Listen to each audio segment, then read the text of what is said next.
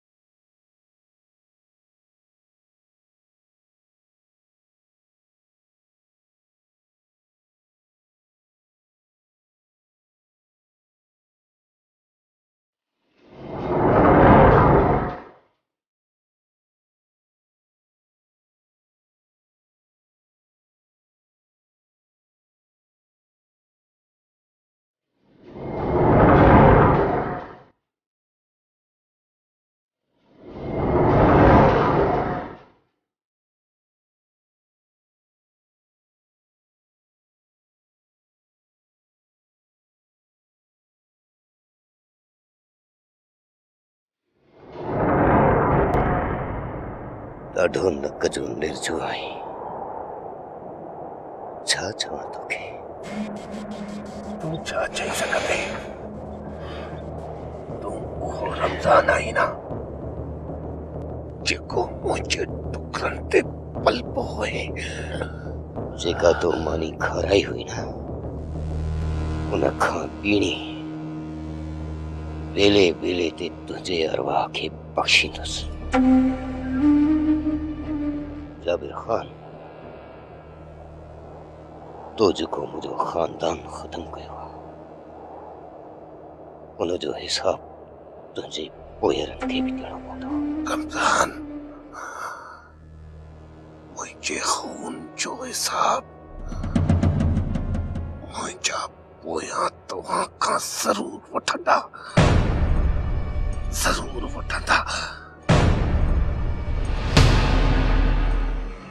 तव्हां ख़ुशि न थियो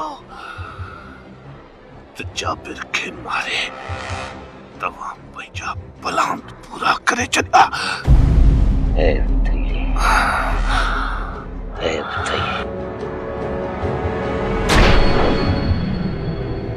आख़िरी वक्त थई, पोइ बि हू शैतान वारो हट नथो छॾे।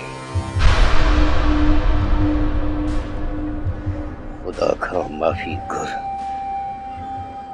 जेकी गुनाह कया अथई। कहिड़ा मूं गुनाह कया आहिनि? कहिड़ा मूं गुनाह कया आहिनि? तव्हांखे वारो मिलियो आहे, तव्हां छा था सम्झो मां तव्हां खां माफ़ी वठंदुसि? न, असां तोखे माफ़ी ॾियण लाइ हिते कोन वठी आया आहियूं। तोखे मौत ॾींदासीं।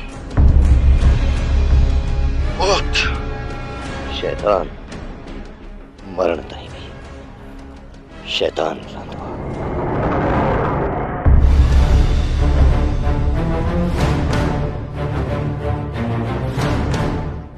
माफ़ी घुरण वारो त इंसान आहे, ख़तम कयोसि।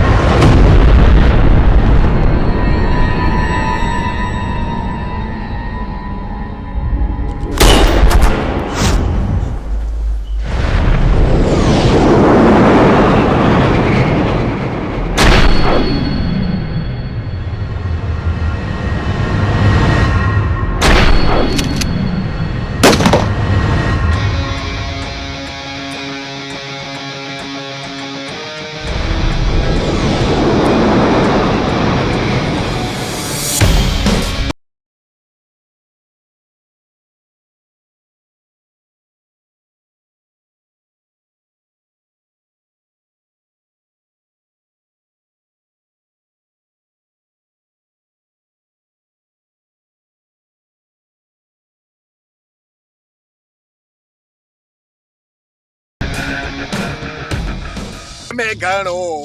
अरे किथां ओलो सोलो पादर असांखे न अचे जहिड़ा थींदा वॾा जहिड़ा थींदा जहिड़ा थींदा वॾा जहिड़ा थींदा मनु तू हिते कला पे तो ची मुछ के वटड़ी हल रे हल हाणे घर हल घर हल छा थियो आहे खेर त आहे नानो मेरा थियो के ठाया करे हेडे नानो न बापू जी बापू असल में वो फराज ही वादलारा है न वो असांजे घर आया हा छंजा यो मेरा आप किथे आ हां अरे हथार बेचार होनिया आई आ त कालिया हा सब सुलो खणी आया मुछ के वटड़ी शुक्र कर जो बाप मेरा आप घर में कोन हो न त चापर जे भर में दफन कंसा पो पाण काढे लुचे रे काल बुदा वाला जा बार फराज वारा भी अची सघन था न जेकॾहिं बाबे मेरा पे जगह ते असांखे ठा करे आ न पोइ असांजी अम्मा साहब जो छा थींदो तॾहिं अम्मा चयो न त पंहिंजे भाउ मनु खे ॻोल्हिया अची घर में विहारीस वरी जे फराज वारा असांजे घर आया न अम्मा सां पंहिंजी ख़बर अथई हा यार पोइ हल 8-10 सवड़ू पंहिंजे मथां विझी लिकी वेही था रहूं हल त सवड़ में सुम्हूं मुछ खे वठ ॾेई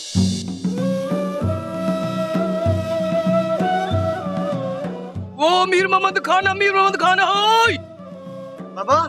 तोखे चङी तरह याद आ त मीर मोहम्मद हिते विहारियोसी अब मुझे चंगी तरह याद आ वो मीर मोहम्मद खान ओए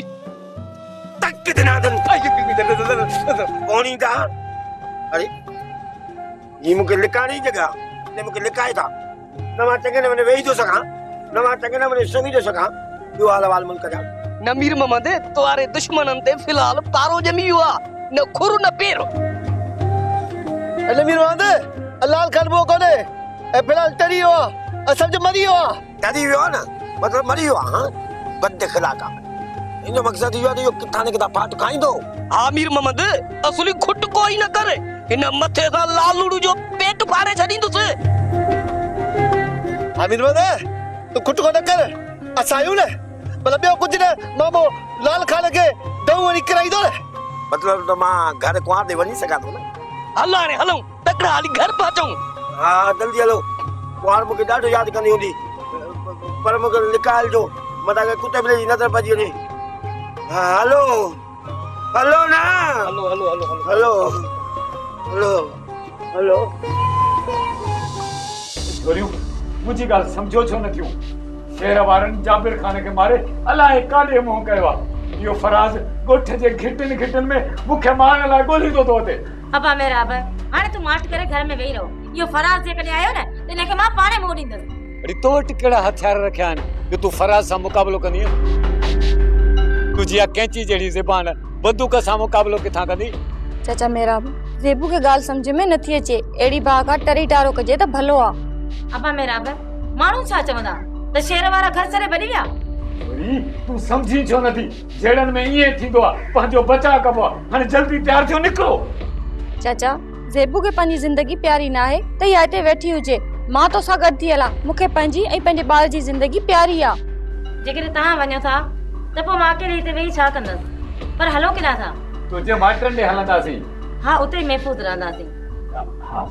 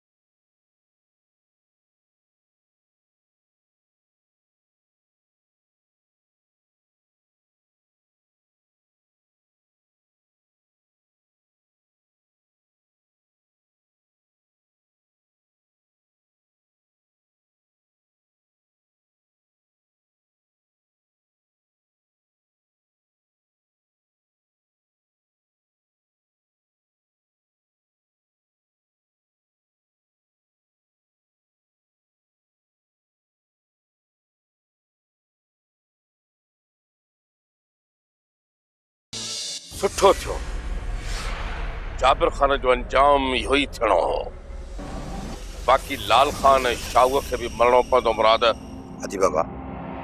फराज़ हाणे असां लाइ मथे जो सुर बणिजी चुको आहे जेको वञी लाल खान वारनि जी हंज में वेठो आहे मुराद जे मुक़ाबले लाइ अचे थो त पोइ उनखे मां पंहिंजनि हथनि सां मारींदुसि बाबा साईं सच चवां फराज़ खे जेका गोली हणंदो न उहा मोटी जी तव्हांजे सीने में लॻंदी बेवकूफ़ आहियो तव्हां राणा तव्हांखे बि सोनूअ वांगुरु सिर्फ़ु इहो अहसासु आहे त फराज़ सोनूअ जो मुड़ुसु आहे पर इहो नथा सम्झो त हू नासमझ नवाब जे मथां बंदूक ताड़ियूं बीठो आहे उन नवाब खान जे मथां जेको संदसि दुश्मनी न आहे हाजी बाबा जॾहिं फराज़ जी तव्हां सां का दुश्मनी न आहे त पोइ हुन सां ठाह छो था कयो बंदूक हथ में खणी ठाह जूं ॻाल्हियूं नथियूं करे सघजनि मुराद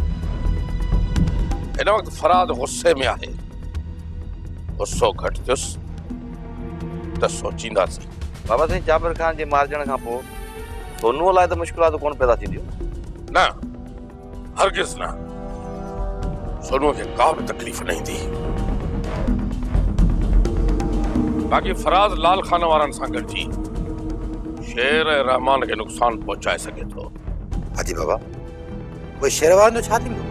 शेर वारा मूंखे मदद लाइ न चवंदा उन्हनि जी मदद असांखे पाण हली करणी पवंदी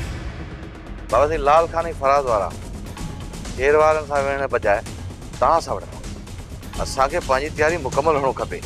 मुमकिन आहे त ईअं थिए छो त लाल खान चालाक ऐं हिकु मक्कार शख़्स आहे उहो हिननि सां गॾिजी वेसाघाती करे सघे थो बाबा साईं तव्हां शेर वारनि सां राब्ते में रहो ऐं मालूम कयो त फराज़ छा थो चए इहा ख़बर ऐसे छो पवंदी शेर वारनि खे फराज़ जी ख़बर न पइजी सघंदी